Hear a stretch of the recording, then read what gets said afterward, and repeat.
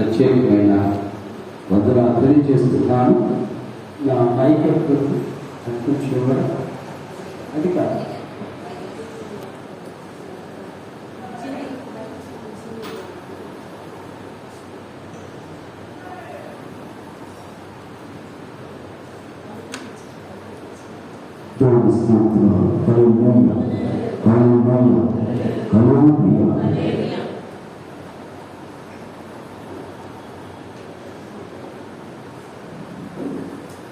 ప్రభుత్వంలోకి వచ్చిన మీ అందరికీ ప్రత్యేకమైన వందనాలు తెలియజేస్తున్నాను.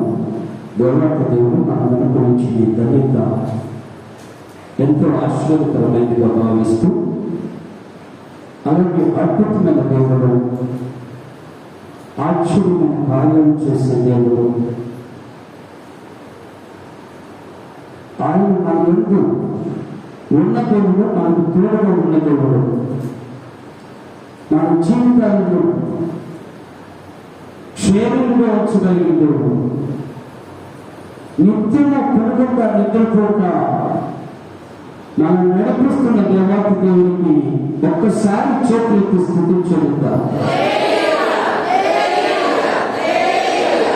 ఇప్పుడు ఉదయకాల సమయంలో ఒక్కసారి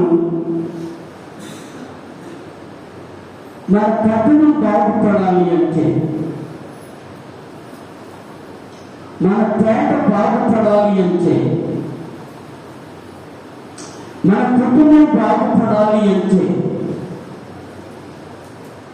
మన కుటుంబంలో ఆత్మీయత వృద్ధిల్లాలి అంటే, మన కుటుంబంలో రక్షణ సునాదము ప్రతి దినము వినిపించబడాలి అంటే, ఎలాగో దేవుని యొక్క బిడ్డలముగా ఏ స్థితిలో ఉంటే దేవుని యొక్క దీవెన మనం అనుభవిస్తామో,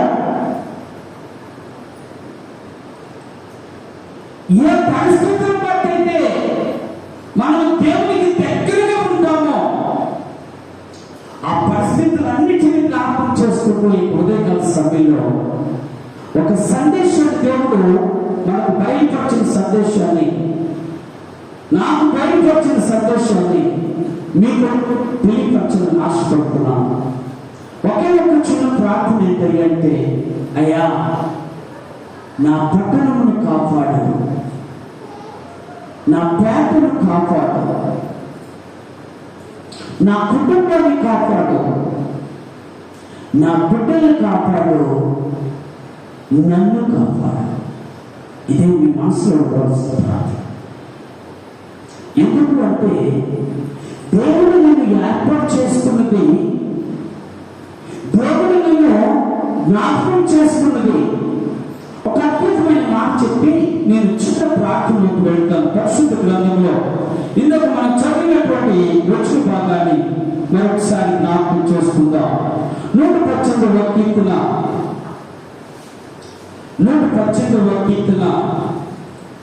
25, 26 వచ్చిన చూస్తున్నాను. జాగ్రత్తగా ఆలోచించేద్దాం.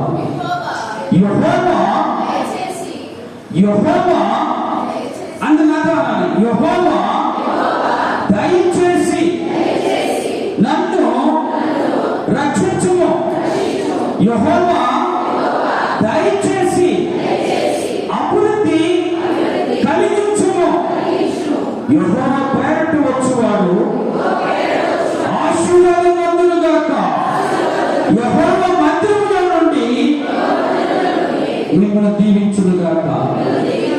ఇక ఉదయకాల సమయంలో ఒక చిన్న ప్రార్థన చేసుకుందాం. ఒక చిన్న ప్రార్థన మనసుకొట్టుగా, అయ్యా ఈ రోజున నా జీవితము నా దేవునికి దగ్గరగా ఉండిపోతే ఆనందము, ఈరోజు నా కుటుంబము అభివృద్ధి పొందితే అది గొప్ప అనుభవం. ఈ ఉదయకాల సమయంలో దేవా నాతో సూటిగా మాట్లాడండి అయ్యా, ప్రభు సన్నిధిలో ప్రార్థన చేద్దాం. పరిశుద్ధుడైన తండ్రి, ప్రేమ కలిగిన దేవాన్ని స్తోత్రం. అయ్యా దయచేసి మమ్మల్ని రక్షించమని మీ సన్నిధిలో ప్రార్థిస్తున్నాం. అయ్యా దయచేసి ప్రభుత్వ అయ్యా మమ్మల్ని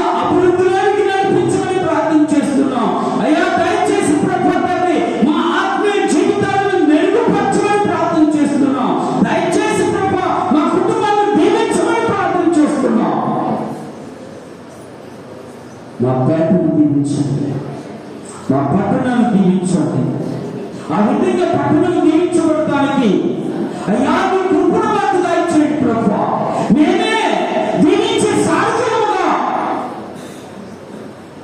నేనే దీవించేటువంటి బిడ్డలుగా మా పట్టణంలో మేము ఉండినట్లుగా, దీవించే తల్లిదండ్రులుగా ఉండినట్లుగా మీ కృపను మాకు దయచేసి మహిమా ఘనత ప్రభావాలు పెట్టుకోవాలి. యేసు నామమున ప్రార్థించి వేడుకుంటున్నాం పరమ తండ్రి. ఆమేన్. హల్లెలూయా, హల్లెలూయా, హల్లెలూయా. ఈరోజు ఒక పట్టణాన్ని మీకు పరిచయం చేయాలని ఆశపడుతున్నాం. ఆ పట్టణం పేరు నినివే. నినివే అనగానే 3 విషయాలు గుర్తుకొస్తాయి. నినివే అనగానే మాకేం గుర్తుకొస్తాయంటే, మొదటి యోనా గుర్తుకొస్తాడు, రెండవది చేప గుర్తుకొస్తుంది. యోనా అనగానే వెంటనే గుర్తుకొచ్చేది ఎవరు? చేప. ఓకే. మూడో విషయం ఏంటంటే వాళ్ళ జీవితాలు ఎంత అద్భుతమైనవిగా మార్చబడ్డాయో అనే విషయం కూడా మనం జ్ఞాపకం చేస్తున్నాం. యోనా తప్పిపోయాడా? యోనా దేవుని మాటను ధిక్కరించాడా? యోనా దేవుని యొక్క సన్నిధి నుండి పారిపోయాడా అని ఇప్పుడు మనకు అవసరం లేదు. అది మీకు ఇప్పుడు అవసరం లేదు. లేదు, చేప మింగిందా? చేప ఉమ్మేసిందా? చేపలో యోనా ప్రార్థన చేశాడా? అది కూడా అవసరం లేదు. కానీ ఏంటి అవసరం అంటే, నినివే పట్టణము గొప్ప ఉద్యమంతో నింపబడింది. దేవుని స్తోత్రం. నినివే పట్టణము పరిస్థితులు చూసినప్పుడు, నినివే పట్టణము దేవుని ఎరుకకు ముందు, యోనా వెళ్ళక ముందు ఉన్న పరిస్థితిని మీకు 2 మాటలు 3 మాటలు చెప్తాను. మొదటి మాట ఏమిటంటే, ఈ యొక్క నినివే పట్టణము మహా అద్భుతమైన అనేక విధాలుగా పార్కులు, సౌందర్యవంతమైనటువంటి స్థలాలు, ఒక గొప్ప గొప్ప సంపదతో కూడినటువంటి పట్టణము ఈ నినివే పట్టణం. ఏముంది అంటే సంపద ఉంది, విలాసవంతమైన జీవితం ఉంది, సౌకర్యవంతమైనటువంటి ప్రదేశం అది. చూడటానికి ఆహ్లాదంగాను, వెళ్ళటానికి ఆనందంగాను ఉండేటువంటి ప్రదేశముగా తీర్చబడింది ఆ దినాలలో నినివే. ప్రపంచ దేశాలలో నినివే చాలా ప్రాముఖ్యమైనటువంటి పట్టణముగా ఆ రోజున వర్ధిల్లింది. అదే కాదు, అక్కడ దేవుడెవరో తెలియకపోయినా ఆరాధన మాత్రం చేయడానికి అనేకమైనటువంటి దేవాలయాలు ఆ దినాల్లో ఆ పట్టణంలో కట్టబడ్డాయి.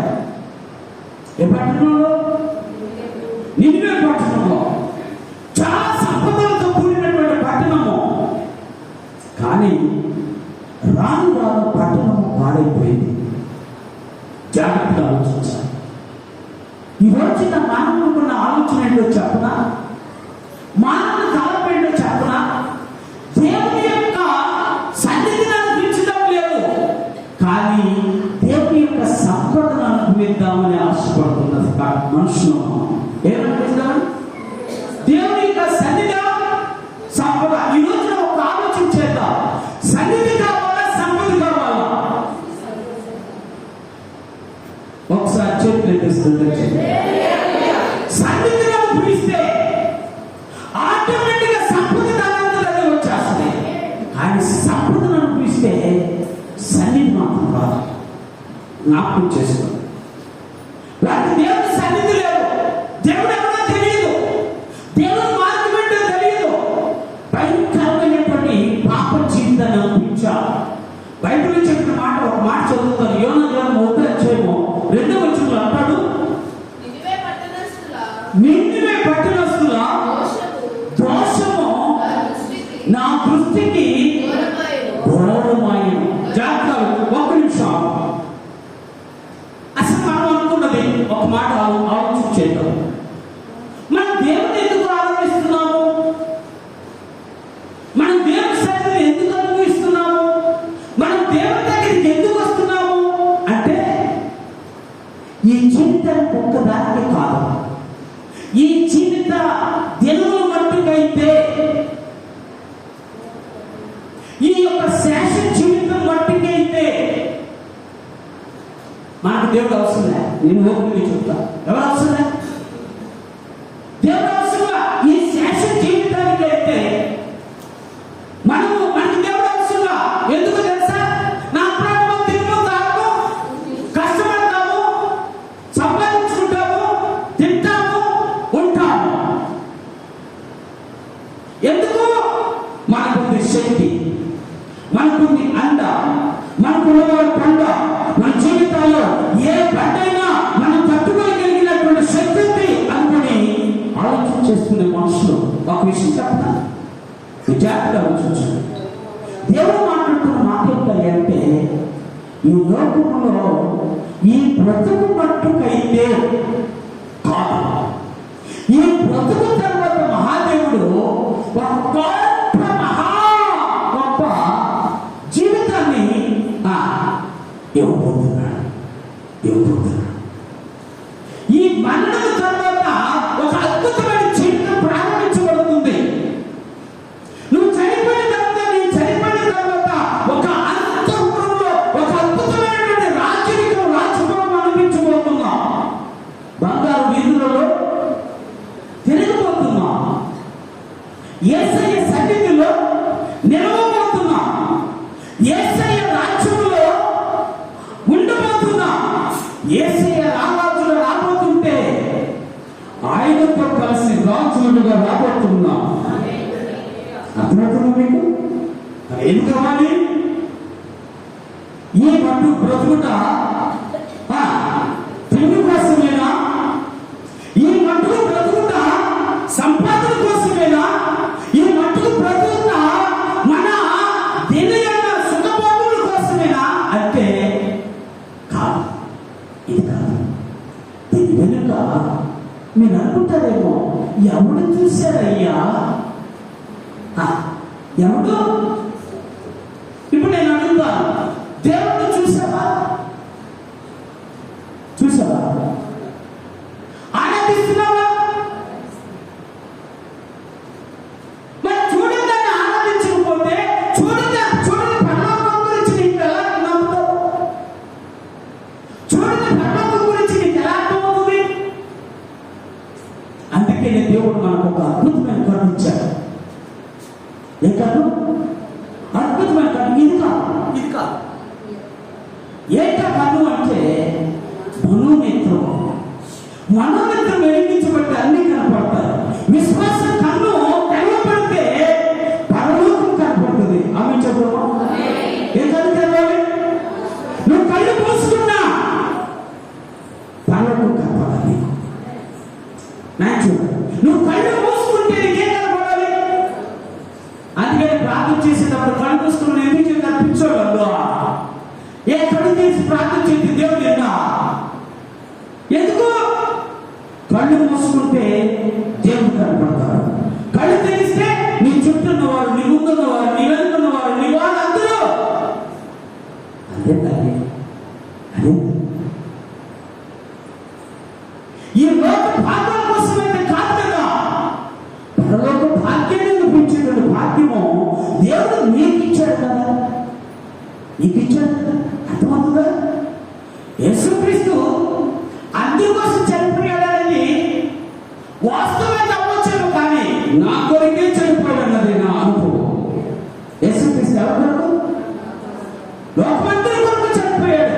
ఏం ప్రతిఫలం లేదు, కానీ యేసుక్రీస్తు నాకు కొరకు చనిపోయాడు అంటేనే దానికి ఒక విలువ ఉంది, దానికి ఒక అనుభవం ఉంది, దానికి ఒక ఆత్మీయత ఉంది, దానికి ఒక అద్భుతమైనటువంటి శక్తి ఉంది. అది కావాలి. పట్టణం పాడైపోయింది. ఆ పట్టణము దోషభరితమై దేవుని దృష్టికి ఘోరమైనదిగా కనపడింది అన్నాడు. రాజు, ఆ దేశపు రాజు ఉంటాడు. ఒక మాట చదువుతాను, మీకు అర్థమవుతుంది ఎలాంటి పరిస్థితుల్లో ఆ దేశం ఉందో. ఒక్కసారి మీకు అర్థం కాకడానికి నేను చెప్తున్నటువంటి మాట వచ్చిన 3 వచ్చిన అంటాడు, మనుషులందరూ దుర్మార్గములను విడిచి తాము చేయు బలత్కారం మానివేయవలెను. చాలు. ఎలా ఉన్నారంట? బలత్కారంతో నిండి ఉన్నారు. ఏ ప్రజలు? నిండిన ప్రజలు. ఇప్పుడు చెప్తా, దేవుని సన్నిధి నీతో లేకపోతే నువ్వు బలత్వాన్ని, నువ్వు దుర్మార్గుడివే, దేవుని దృష్టికి ఘోరమైన వాడివి. లేకపోతే దేవుడు లేకపోతే, దేవుని సన్నిధి లేకపోతే సంపాదన కాదు ఇక్కడ. అందుకే చెప్పే ముందుగానే సన్నిధే కావాలి. ఎందుకంటే సంపాదన ఈ లోకంలో లభించేది. అవునా కదా? అయ్యో నేను చచ్చిపోతున్నా కానీ నాకున్న పత్రాలు ఏంటి, ఇళ్ల స్థల పత్రాలు, బ్యాంక్ బ్యాలెన్స్ పత్రాలు, లేదా బ్యాంకులో ఉన్న డబ్బులు తీసుకొచ్చి నా పెట్టలో పెట్టరా అన్నాడు అనుకోండి. ఏమంటారండి, ఎంత పిచ్చోడేంటి, అవి పెట్టిలో పెడితే పాడైపోతేరా ఏంటి? మనమందరం చెప్తాం ఒక విషయం, ఏంటి రాదు కదా, ఏంటి కానీ దానికోసం ఇంత ప్రాబ్లం. రాని దానికోసమే ఎంత ప్రాబ్లాలు, రాబోయే దానికోసమే. అర్థమవుతుందా మీకు? వేదంతో చెప్తున్నా, ఎంత వేదనతో మాట మాట్లాడుతుంది. రాబోయేది నీ మహిమ కలిగింది కదా, రాబోయేది నీ ఆత్మ చేయడానికి అద్భుతమైనటువంటి అర్థము కదా. రాబోయే జీవితం కొరకు ఏది నీ ప్రయాస, ఏది నీ ప్రయాస. యోనా గ్రంథాన్ని చదివితే ఎంత అద్భుతమైనటువంటి గ్రంథం అనిపిస్తారు. ఎందుకో చెప్పరా, యోనా తప్పు చేసిన యోనా తను సన్నిధిని, దేవుని సన్నిధిని విడిచి పారిపోయినా దేవుడు మాత్రం యోనాతోనే ఉన్నాడు. తెలుస్తుందా? What wonderful God we have. మనకున్న దేవుడు మహా శక్తి కలిగిన దేవుడు, మహా అద్భుతమైన దేవుడు. ఉంటాడు ఎవరైనా?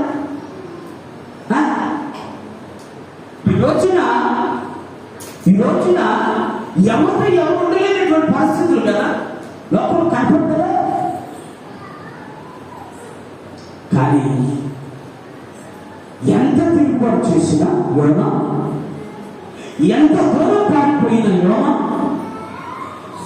ఎంత ఖర్చు పెట్టిన యోనా, ఎందుకు అంటే నిన్నమే వెళ్ళడానికి బదులుగా ఎక్కడికి వెళ్ళాడు? ఖర్చే కదా, కానీ దేవుడు ఖర్చు లేకుండా తీసుకొచ్చి అక్కడ పడేశాడు. ఏమైనా ఖర్చు పెట్టాడు చేపలు, కానీ ఊరు ఖర్చు పెట్టాడు. ఏంటి చెప్పా, నువ్వు జాగ్రత్తగా చూసి డబ్బులు పెట్టరా ఎక్కడ? చేప కడుపులో. కానీ ఏం పెట్టాడు చెప్పరా? కన్నీళ్ళు పెట్టాడు. కన్నీరు పెట్టాడు. ప్రార్థన మీరు 2వ అక్షరం వినండి. కన్నీరు పెట్టాడు. ఎక్కడ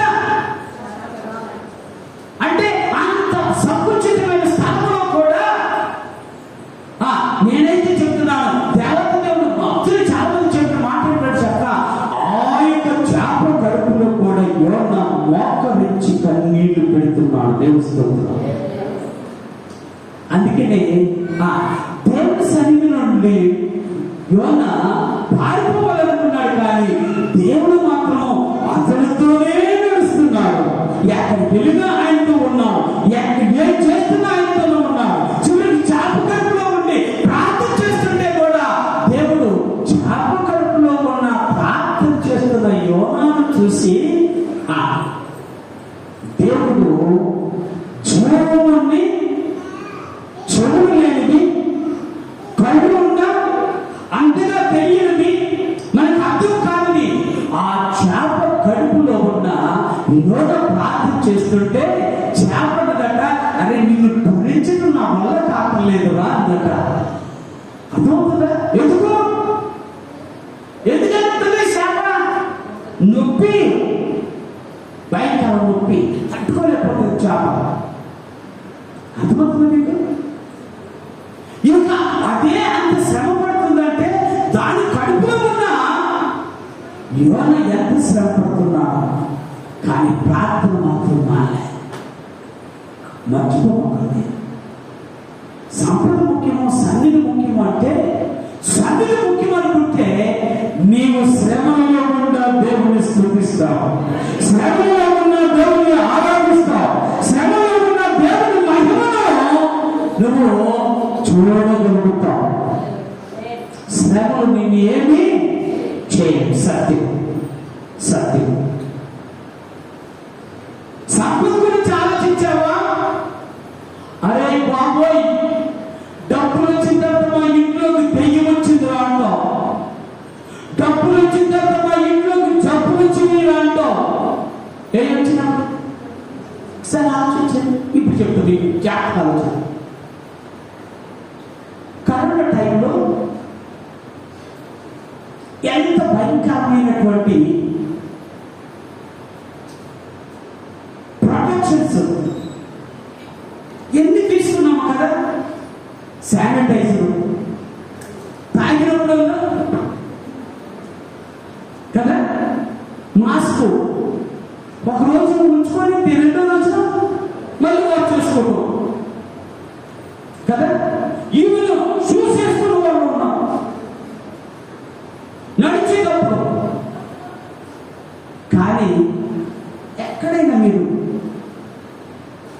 అపాకులుగా పడిన ఆ యొక్క శాస్త్రాల్లో ఉన్నవాడు, ఏంటంటే శాస్త్రాల్లో ఉన్నవాడు, మన భాషలో చెప్పాలంటే ఈ యొక్క టెనర్ ఏంటి, సడన్లో ఉన్నవాడు ఎవరైనా మాస్క్ పెట్టుకున్నారా? మరి ఆయన కట్టేది మనకి ఎందుకంటే మనకి నేననుకుంటాను, మనకి దేవుని సన్నిధి కంటే సంపద మీద ధ్యాస పెట్టాము కాబట్టి దాని గురించే మన తలంపు, దాని గురించే మన ఆలోచన, దాని గురించే నిద్ర లేకపోవడం, దాని గురించే సమాధానం లేకపోవడం, దాని గురించే సంతోషం లేకపోవడం. ఒకవేళ ఉన్నా ఎంతసేపు అంటే సంతోషం.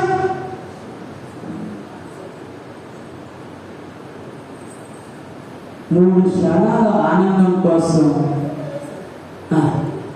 30 సంవత్సరాల జీవితాన్ని పాటు చేస్తున్నాడు ఎంతమంది ఉన్నారా లేదా? అంటే దేవుడు చెప్తున్న మాట, సంపద కంటే దేవుని సన్నిధి ముఖ్యం. సరే కదా అని యోనా శ్రమపడి చేప పడుకోండి ప్రార్థన చేస్తే, బైబిల్ మీరు చదువుకోండి, how great is that fish, ఎంత గొప్ప చేప అది. ఏంటంటే దాంట్లో ఉన్న స్పెషాలిటీ అనుకుంటున్నానేమో. దేవుడు చెప్తే చేప యోనా దగ్గరికి వెళ్ళింది, చేప యోనా దగ్గరికి వెళ్ళింది. దేవుడు చెప్తే చేప యోనాని ఇంగ్లీషింది. ఎంత పెద్ద చేప అనేది నాకు తెలియదు, కానీ దాని నోరు మాత్రం చాలా పెద్ద నోరు. ఎందుకు అంటే యోనా ఎట్లేదనుకున్నా ఒక 60 కేజీలు లేకపోలేదు, అంతే కదా. 7 కేజీలు 60 కేజీలు అంటే ఒక పక్కన బాయిల్ సన్నగా ఉండే ఒక బాబు అనుకుందాం. 60 కేజీలు మనిషికి మిగటానికి ఈ చేప ఎన్ని కేజీలు ఉంటావు అర్థమవుతుంది నీకు. కానీ దేవుని మాట మీరు ఎన్నడూ దగ్గరించకుండా దేవుడు చెప్పినటువంటి మాట ప్రకారం నినివే ఒడ్డున యోనాని కట్టేసింది. బైబిల్లో ఉన్న మాట 2వ అధ్యాయము 10వ వచనం చివరి వచనం, ఇంతలో యెహోవా మత్స్యములకు ఆజ్ఞగా ఇది యోనాను నేల మీద అనుకుంటుంది చేప. ఏమని? ఎప్పుడు చచ్చిపోతాను అనుకున్నాను, కానీ చూడండి చేపలు బ్రతికించాడు. చేపలు ఉన్న యోనాన్ని ఎవరైనా ట్రీట్మెంట్ చేశారా? యోనాకే ఏం సీరియల్ ఇచ్చారు? యోనాకే. కానీ యోనా బ్రతికాడు. గౌరవిస్తున్నారు 3 దినాలు 3 పగలు 3 రాత్రులు చేప కడుపులో ఉన్న యోనా సన్నిధిని అనిపించాడు కాబట్టి చావకుండా బ్రతికే ఉన్నాడు. దేవుని స్తోత్రం. సన్నిధిని అనిపిస్తే ఆ యొక్క అద్భుతమైనటువంటి అనుభవం మనకు కలుగుతుంది. ఏమనుభవం? చావకుండా దేవుని సన్నిధిని అనిపించాడు కాబట్టి చావకుండా బ్రతికి బయటపడ్డాడు. దేవుని స్తోత్రం. ఇది దేవుని సన్నిధిలో ఉన్న శక్తి. దేవుని సన్నిధిలో ఉన్న ఆశక్తి ఏంటంటే సరే కదా అని బయట కట్టం కదానే చాప బయట కట్టేసి తన పని తను చేసుకోవడానికి వెళ్ళిపోయింది. వెళ్ళిన తర్వాత యోనా తన పని చేయడానికి వెళ్ళాడు. ఎవరి పని? దేవుడు తనకు అప్పగించిన పని చేయడానికి వెళ్ళాడు. ఇక్కడ మీ జాగ్రత్తగా ఆలోచించాలి. ఏం చేశాడు? దేవుడు అప్పగించిన పనిని, అయ్యా once I last, once I departed from you. నేను ఒక దినాన నష్టపోయా, నాశనమయ్యాను అనుకున్నా, నష్టపోయా, నాశనమయ్యా. మరలా నేను బ్రతికించబడి బయటపడ్డా. ఇప్పుడు కూడా నిన్ను కనుక నేను నీ సేవ చేయకపోతే నా జీవితం వ్యర్థం అనుకున్నాను. దేవుని స్తోత్రం. ఏం చేయడం మొదలెట్టాడు అంటే యోనా సువార్తను ప్రకటించడం మొదలు పెట్టాడు. జాగ్రత్త. పట్టణం బాగుపడాలంటే ప్రకటన చేయాలంటే, నీ కుటుంబం బాగుపడాలి అంటే సువార్త ప్రకటన చేయాలి. నీ బిడ్డలు బాగుపడాలి, నా బిడ్డలు బాగుపడాలి అంటే ఇక వేరొక మార్గము లేదు. వేరొక మార్గం లేదు. ఎందుకు? మనకు ఆయన సన్నిధి ముఖ్యం. ఆయన సన్నిధి ముఖ్యం. ఆయన మహిమ కలిగిన దేవుడు కాబట్టి ఆయన సన్నిధిలో ఉంటే ఆయన బిడ్డలుగా మనము ఈ లోకంలో ఏం చేయగలుగుతాం? ప్రకటన చేయగలుగుతాం. జాగ్రత్తగా ఆలోచించాలి. It's not easy. అంత సులువైన పని కాదు అది. సువార్తను ప్రకటించడానికి మనలో ఈ రోజున దేవుడు ఇచ్చిన బయటకు దాని ఊరు ఎక్కడ పడ్డా అక్కడికి వెళ్ళిపోతాం. కానీ ఆ రోజున ఇంకా ఏం లేదు. ఆ మహాభారతం చుట్టుకోవడానికి 3 దినాలు పట్టిందంట. ఎన్ని దినాలు? ఆ మహాభారతం చుట్టడానికి అందరికీ తెలియాలి. ఒకవేళ నాకు వినపాలి లేదు అనుకోండి, ఇప్పుడు నేను రక్షించబడతా. ఎందుకంటే సువార్త నేను ప్రకటించా, వినటానికి లేదు అవకాశము. అంటే నేను అనుకున్నాను 3 సంవత్సరాలు గడప గడపకి, వీధి వీధికి, ఓకే అర్థమవుతుందండి, గడప గడపకి, వీధి వీధికి, ప్రాంత ప్రాంతానికి, నినివే పట్టణానికి సువార్తను ప్రకటించాను.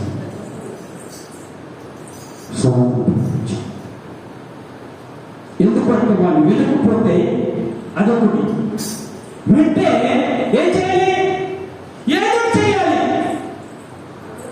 వెంటనే సువార్తను ప్రకటించినటువంటి యోనా మాటను నినివే ప్రజలు ఆలోచించాడు. జాగ్రత్తగా ఆలోచించాడు. ప్రకటించే బాధ్యత వరకు మంది, ప్రతిఫలం ఇచ్చేది దేవుడే. నీకు అప్పగించిన దాన్ని చేయి. నువ్వు అప్పగించిన దాని గురించి ఆలోచన చేయదు. నీకు అప్పగించిన దాన్ని నువ్వు ఎలా చేయాలి? జాగ్రత్తగా చేయాలి. నినివే పట్టణం భయంకరమైందని దేవుడు చూసి యోనాను పంపించి చివరికి యోనా నినివే పట్టణంలోకి వెళ్ళి సువార్తను ప్రకటించడం ప్రారంభం చేశారు. జాగ్రత్తగా. ఈ సువార్త యొక్క మర్మం ఒకటే. ఏంటి మర్మము అంటే ఒక్కసారి మీకు అర్థమవుతుంది. అవచ్చు చూద్దాం జాగ్రత్తగా. కాబట్టి యోనా వచ్చి యెహోవా సెలవిచ్చిన 3వ అధ్యాయము 3వ వచనం, సెలవిచ్చిన ఆజ్ఞ ప్రకారము నినివే పట్టణములకు పోయిన నినివే పట్టణం దేవుని దృష్టికి గొప్పదై 3 దినాల ప్రయాణమంత పరిమాణం గల పట్టణము. యెహోవా ఆ పట్టణంలో ఒక దినం ప్రయాణమంత దూరం సంచరించుచు యోనా ఇక 40 దినములకు నినివే పట్టణము నాశనమగునని ప్రకటించింది. A single statement change the whole city. ఒక చిన్న మాట, ఏమాట? ఒక చిన్న వాక్యం లాగా మన భాషలో చెప్పాలంటే ఏమన్నాడంటే 40 దినాలలో ఈ పట్టణము నాశనం అవుతుంది. జాగ్రత్త ఆలోచించు. ఈ మాట ఎవరన్నా చెప్పారనుకో సేవకుడు, ఓయ్ 40 దినాల్లో నువ్వు నాశనం అయిపోతున్నావంట అని ముందు ఈ చెప్పండి. ముందు ఈ నెయ్యండి ఎవడి ప్రకటించుకోండి. అలాగా ఎంతమంది చంపబడ్డా, ఎంతమంది చంపబడి తెలుసా నీకు? ఎంతమంది చంపబడ్డా కేవలం ప్రకటిస్తున్నందుకే, కేవలం ప్రకటిస్తున్నందుకే. జాగ్రత్త ఆలోచించు. యోనా ఒక్క మాట మాట్లాడాడంటే ఏం జరుగుతుందో ఆలోచన చేయాల. ఎలా ప్రకటించాడని ఆలోచన చేయాల. కానీ ప్రతి ఇంట ప్రకటించాడు, ప్రతి వీధిలో ప్రకటించాడు, ప్రతి ఒక్క గ్రామంలో ప్రకటించాడు. చివరికి పట్టణం మొత్తం ప్రకటించాడు. జాగ్రత్త ఆలోచించండి. ఏ సింగిల్ స్టేట్మెంట్, అదే చెప్పాను, a single statement saves the whole city. ఒక చిన్న మాట ఆ యొక్క పట్టణం అంతటిని కూడా రక్షించింది. దేవస్తోత్రం. పట్టణం అంతా రక్షించింది ఒక్క మాటే. ఒకసారి ఆలోచన చేస్తే మనం ఎన్ని మాటలు వింటాము కదా. దాని చేంజ్ చెప్పాము, అన్ని మాటలు వింటాం. చూడాలి, అన్ని మాటలు వింటాము. కానీ ఎవరిదో మాటలు వింటూ వరకే ఉంటుంది, కానీ మార్పు అనేది ఉండదు. అవునా కదా? పరిశీలన చేసుకుందాం. మీరు తప్పగా అనుకోవద్దు. ఒకసారి ఆత్మ పరీక్ష పెట్టుకుందాం. ఒకసారి మనకు మనమే పరిశీలన చేసుకుందాం, పరీక్షించుకుందాం. ఎందుకంటే బాగా చేయబెట్టుకుందాం. ఏమంటూ మాట మాత్రము వింటున్నాం, కానీ మార్పును మాత్రము చూడలేదు. మార్పు లేకపోతే అదిగో ఆ పట్టణం నాశనం అయిపోయేది కదా. ఏ పట్టణం? మన పరిస్థితి ఏంటి? మన పరిస్థితి ఏంటి? చూడలేదు. చూడలేదు. మార్పు అనేది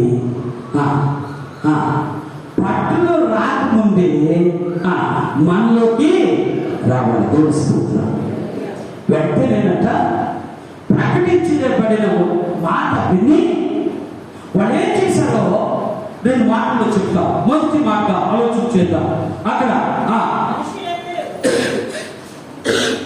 నినివే పట్టణపు వారు దేవుని యందు విశ్వాసం నుంచి ఉపవాస దినమును చాటించి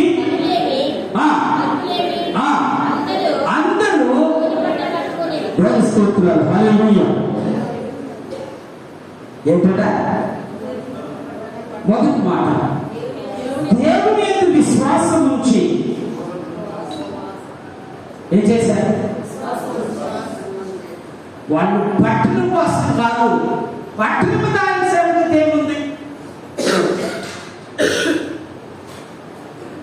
పట్టణం పాడేది ఏం లేదు, కానీ మనుషులు పాడైతే బాధ. మనుషులు ఉంటే లేకపోయినా మనం సంపాదించుకోవచ్చు. నిజంగా మనం వచ్చిన వంటకి ఎంతమంది వాళ్ళ ఇంట్లో వస్తువులు కోల్పోయారు. ఎంతమంది అంటే ఎన్ని వేల రూపాయలు కొనుక్కు ఒక్కొక్కరు చెప్తుంటే, మరి నీ ఇల్లు చిన్నదే కదా ఆయన, నీ ఇంట్లో ఏసీ ఉందా? ఏసీ కదా, ఏమిట్లో చిన్నింట్లో కూడా ఏసీ. కానీ ఏమైపోయింది?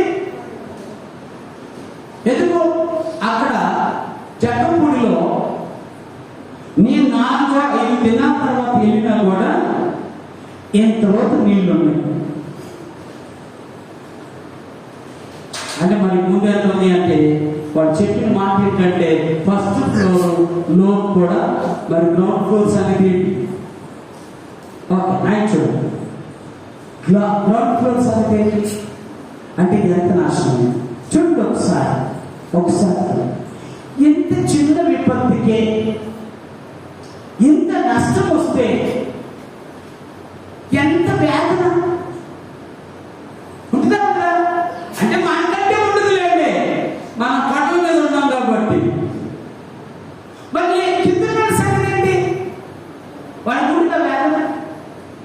అర్థమవుతుందా? ఇంత చిన్న విపత్తికే అంత వేదన పడితే అంత గొప్ప ప్రమాదము 40 దినాల్లో నినివే పట్టణం నాశనం అవుతుందన్న వార్త విన్న వాళ్ళు ఇప్పుడు దాకా దేవతలు మొక్కుంటారు. వాళ్ళు ఇస్తారు దేవతని, మూలకి దేవతని, ఇష్టం వచ్చిన దేవతలకు మొక్కుంటారు కదా. ఆ యొక్క పట్టణం అంతా దేవాలయంలో నింపబడింది కదా. కానీ ఆ పట్టణం వాళ్ళకి అర్థమైపోయింది ఏంటి చెప్పనా? వాళ్ళకి అర్థమైపోయింది ఏంటంటే యేసయ్య దేవుడు కనుక తలుచుకుంటే మన జీవితాలు అంతమైంది, మన దేవుడు ఎవరు రక్షించలేదు అనుకున్నారు. ఎవరు రక్షించలేదు. ఆయన తలుచుకుంటే అంత మహా గొప్ప ప్రమాదాన్ని మన మీదకి తీసుకురాగలరు. కానీ వాళ్ళు వెంటనే ఎవరిని విశ్వసించారు? ఏ దేవుని ఎందు? ఏ దేవుని ఎందు? అనగా ఏ దేవుని ఎందు? యోనా ప్రకటించిన దేవుని ఎందు. దేవస్థూర్తిలో యోనా ఏ దేవుని గురించి అయితే ప్రకటించాడో, ఏ దేవునికి యోనాకు సెలవిచ్చాడో, నువ్వు 40 దినాలను నాశనం అవుతుంది పట్టణం అని ఆలోచన చెప్పి ప్రకటన చేశాడో, ఆ దేవుని యందు విశ్వాసం ఉంచడం ప్రారంభం చేశారు. విశ్వాసం ఉంచడం ప్రారంభం చేశారు. అక్కడితో ఆగలే. నిజమైన విశ్వాసం ఏంటో చెప్పనా అన్నావు. ఏంటయ్యా నిజమైన విశ్వాసం అంటే? వాళ్ళు ఉపవాసం ఉన్నారు. అమ్మో మేము ఉపవాసం లేవుగా, అయితే మాకు నిజమైన విశ్వాసం కాదుగా అనుకుంటారేమో. అనుకోండి, పర్వాలేదు. విశ్వాసం ఉంటే ఉపవాసం తప్పనిసరిగా ఏదో ఒక దినాన ఏదో ఒక టైంలో ఉండవా? ఉపవాస ప్రార్థనలు ఉన్నాయా? అమ్మా ఈరోజు ఉపవాస ప్రార్థన అంటే ఈరోజు ఉపవాస ప్రార్థన 2వ శనివారం ఉంది. 2వ అంటే 50 మంది వస్తారు. నేను ఆశ్చర్యపోతా, ఎంతమందిని దేవుడు కొట్టుకున్నాడు అనుకుంటా. పాస్టర్ గారు నువ్వు విశ్వాసులు ఆయన కూర్చొని ప్రార్థన చేసుకుంటే ఈ లోపల ప్రేయర్ రిక్వెస్ట్ అని వస్తుంది. ఏంటి ఏ రిక్వెస్ట్? నువ్వు మా గురించి ప్రార్థన చేయవా? ఇవాళ పనిలేదన్నా, పనిలేదంటే మీరు ప్రార్థన చేయాలి. అది మాత్రం అంటే పనిలేదంట. వాడు పని కోసం నేను ప్రార్థన చేయాలి, ఉపవాస ప్రార్థన. అది మాత్రం వామ్మో ఎలాంటి చాలు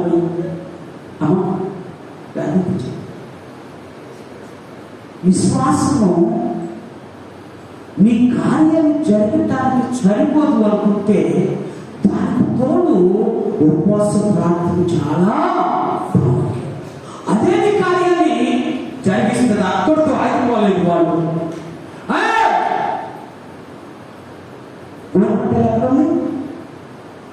కట్టుకోను, అందులో కట్టుకోను.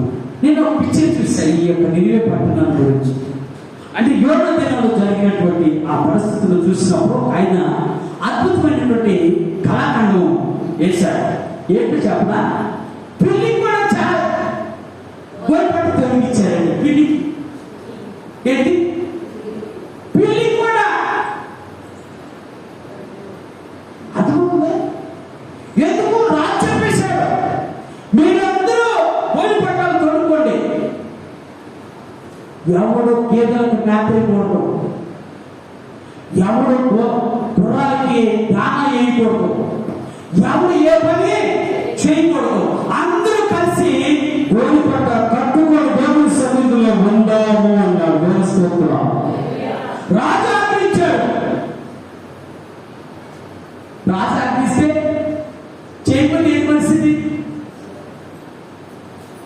మామూలు ఉండదు. మన రాజు ఎన్ని ఆజ్ఞ ఇచ్చినా ఆయన ఎంత ప్రేమగా తెలుసున్నా, అస్సలు మన మీద ఒక్క దెబ్బ కూడా ఇడు. ప్రేమలోనే నువ్వు దేవుడు ప్రేమలోనే ఎంతకాలం చెప్తాడు నీకు, ఎంతకాలం ఎన్నుకుంటావు నువ్వు, ఎంతకాలం పసుపడుకొని ఉంటావు నువ్వు, ఎంతకాలం పచ్చదాపుకొని మానవసు పొందుకొని ఉంటావు. ఒకవేళ ఆయన తెప్పేస్తే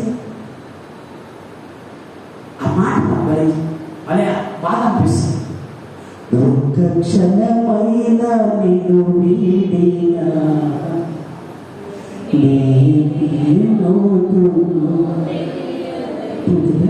ఒక్క క్షణం విడిచిపెడితే మనం ఏమైపోతామో తెలియదే. అంత పరిస్థితిలో ఉన్న మన జీవితాలు మారకపోతే ఎప్పుడు నువ్వు మహిమ చూసేది. ఒక క్షణం విడిచిపెట్టే ఏమైపోతుందో అంటే ఒక దినం విడిచిపెట్టే పరిస్థితి. అది ఎవరికి అర్థమైందంటే నినివే ప్రజలకు అర్థమైంది. అరే అబ్బాయి, ఇప్పటి వరకు మనకి దేవుడు ఎవరో తెలియదు, నువ్వు నాశనం వస్తుందని చెప్పినా ఈ అన్న ఎవరో తెలియదు మనకి. తెలుసా, ఎప్పుడు చూసుంటారా వాళ్ళు తెలియదు. కానీ ఇది మాత్రం వాస్తవం. ఎందుకంటే యోనా నమ్ముకున్న దేవుడు సజీవుడే. యోనా ప్రకటించింది జీవవాక్యమే, అది జరిగే తెలుస్తుంది అనుకొని ప్రజలందరూ ఒకరికొకరు కట్టుకొని, ఒకరికొకరు తొడుక్కొని, ఒకరికొకరు సరి చేసుకొని అందరూ ఎక్కడ కూర్చున్నారట, గోలి పట్ట కట్టుకొని ధూళిలో కూర్చున్నారు. మట్టి మీదే మట్టి మీద కూర్చున్నారు. చేతి సమయం ఆసన్నమైంది. ఇక నువ్వు నేను ఇప్పుడు కనుక చేయకపోతే నేను చెప్పనా, నష్టపోయిన తర్వాత ఏడ్చే బదులు ప్రాణం పోయిన తర్వాత ఏడ్చే బదులు పరిస్థితులు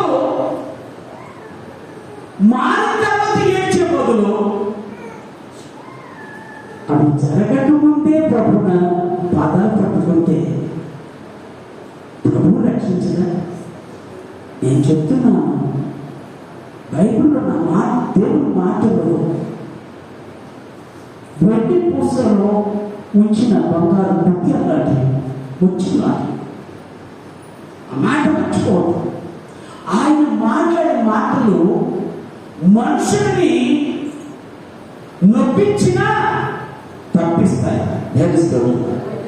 మనుషుల్ని నొప్పించినా ఏం చేస్తాయి, ప్రమాదం. అదే మనకు కావాల్సింది, అంతే కదా.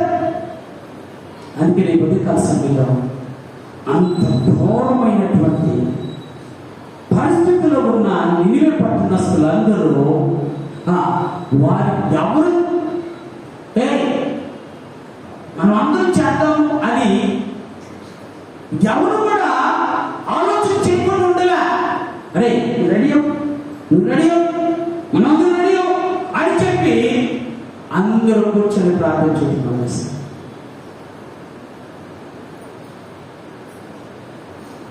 ఎంతమంది రక్షించబడ్డారో ఒక మాట చెప్పి నేను చూస్తాను.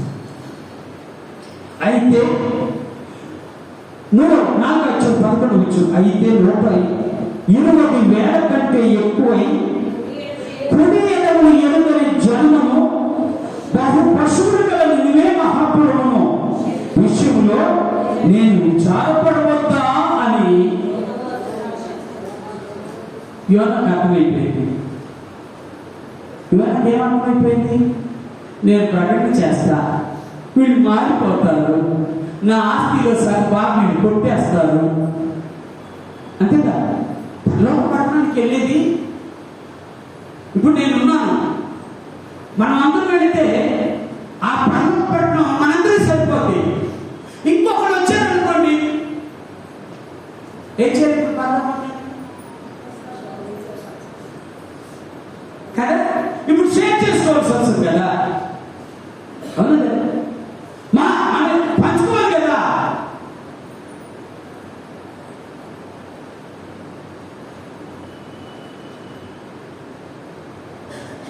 ఒక 10 ఎకరాల పొలం ఉంటే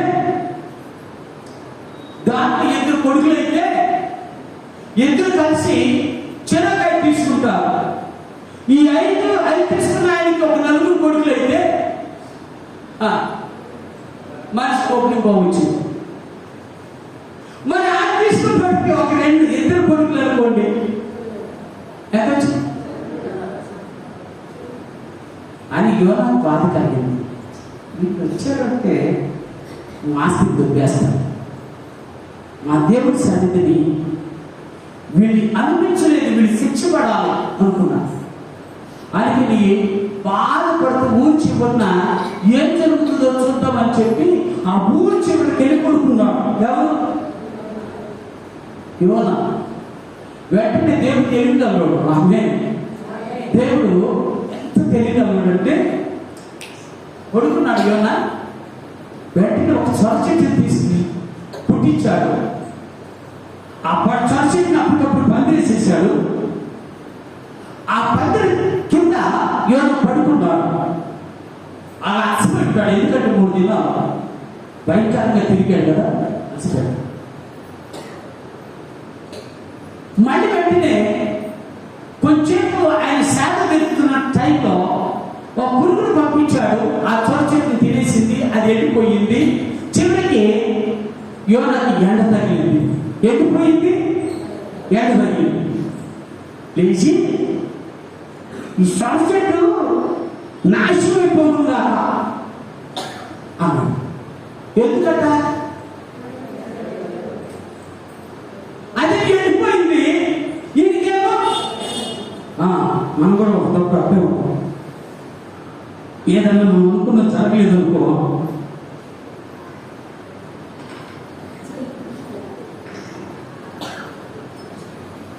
ఏమైపోతున్నావు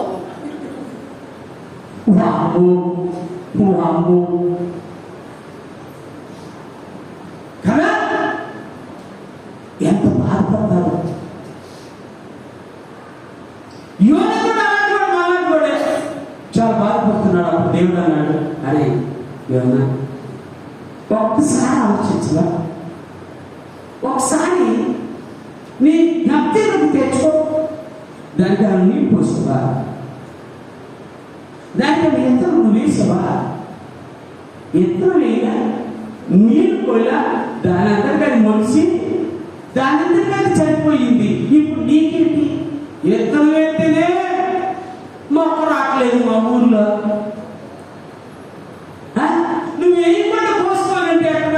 యోనా ఉన్నాడు. యోనా దిమ్మ తిరిగింది. బాబు, ఎంతమంది ప్రజలు ప్రభువును నమ్ముకుంటే ఒక సొర చెట్టు దగ్గర నా జీవితాన్ని ఏం చేసుకున్నా? అలసి చేసుకున్నా, తేలిపోయా. ఏదేం దగ్గర చూడండి, అంత కాలం తిరిగి వచ్చిన ఆయనకి అంత ఆలోచన రాలే, అంత ఆలోచన రాలే. కానీ ఒక్కరోజు నేడికి ఏమంటాడు? దేవుని మీద కోపపడేంతగా దిగిపోయాడు. దేవుని మీద కోపపడేంతగా దిగజారిపోయాడు. కానీ దేవుడు ప్రేమ కలిగినాడమ్మా.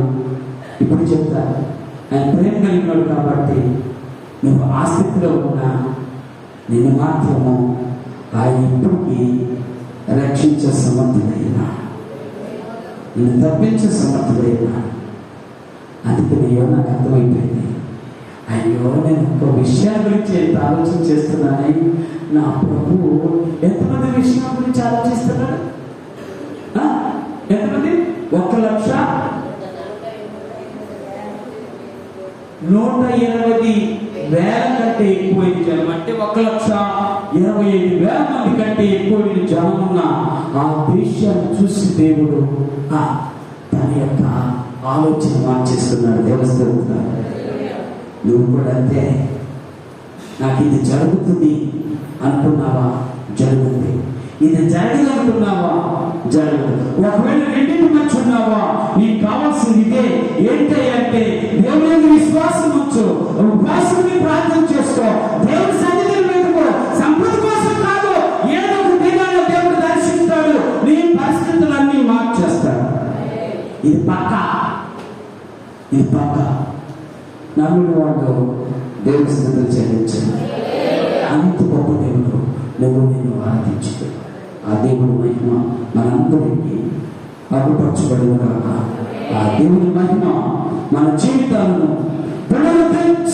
పునరుద్ధరించుగాక. ఆ యొక్క మహిమ తేజస్సు మనందరిపై ప్రకాశించుగాక. చిన్న ప్రార్థన చేసుకుంటాం. వాళ్ళని చేయబోతున్న నేను ఒకసారి చిన్న ప్రార్థన చేసుకుంటాం. పరిశుద్ధుడు తండ్రి, వాళ్ళని చేయబోతున్నామయ్యా. ఈ యొక్క రొట్టె పరిశుద్ధమైన అయినా పరిశుద్ధమైన నీ శరీరమును భావిస్తున్నాం. ఇది ఏ విధంగా తయారు చేయబడి ఎంత శ్రమ పొందిందో అలా నివసంగా నా కొరకు శ్రమ పొందా.